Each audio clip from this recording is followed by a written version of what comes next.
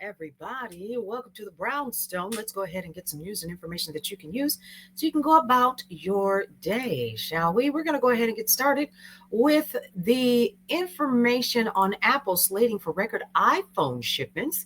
So, the success of the iPhone 17 series is actually expected to drive Apple to a record number of iPhone shipments this year, according to market research firm IDC.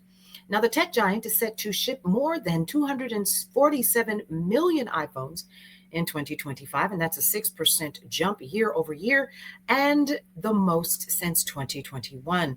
The iPhone 17 has proven to be a particularly hot commodity in China, where Apple had been taking a hit from homegrown rivals. Sales of the phones are projected to rise 17% year over year in the fourth quarter. And Macy's beat Wall Street expectations and delivered its strongest growth in 3 years on Wednesday as the revamped retailer capitalized on consumer resilience. Macy's continued to deliver on the turnaround plan of CEO Tony Spring, who has focused resources on high-achieving stores while shuttering underperformers. The company's growth has driven by high-end retailer Bloomingdale's and beauty chain Bluemercury, with sales remaining sluggish at its namesake department stores. Spring cautioned that tariffs and an uncertain economy could depress holiday sales, even as the company raised its yearly guidance. That's a lot to take in.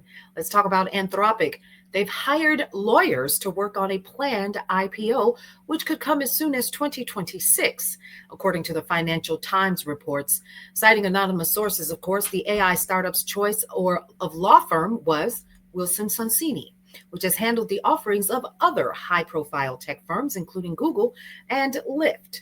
Anthropic IPO could be one of the biggest ever, valuing the company at more than $300 billion, and perhaps even more importantly, beating rival OpenAI to the punch.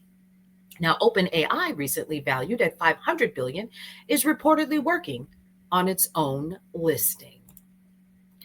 Expedia actually hires Google's former vice president of AI, Xavier Amatrian, to be the company's first ever chief AI officer as it seeks to gain a strategic advantage in the travel space amid the fiercely competitive AI boom.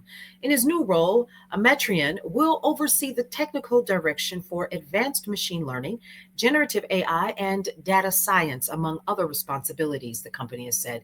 In his previous position, Amatrian managed Google's core AI infrastructure systems. And last month, Expedia reported a 9% year-over-year increase in third quarter revenue services and growth. Bank of America has advised its wealth management clients to consider allocating 1 to 4% of their portfolios to digital assets, marking a major endorsement of cryptocurrency.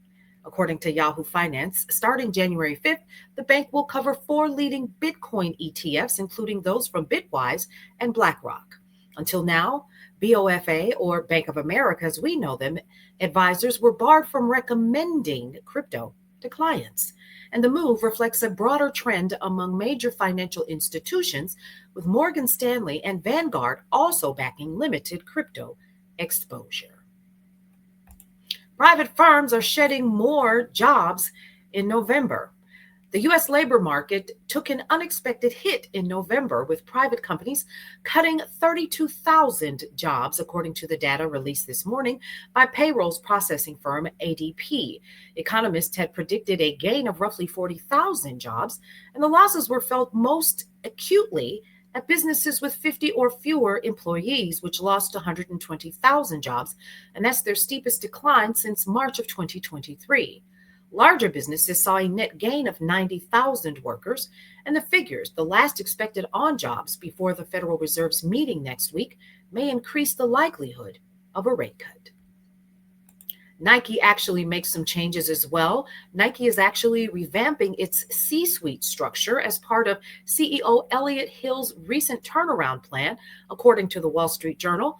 The sportswear giant is restoring the certain executive titles while eliminating others entirely, including Chief Technology Officer and Chief Commercial Officer.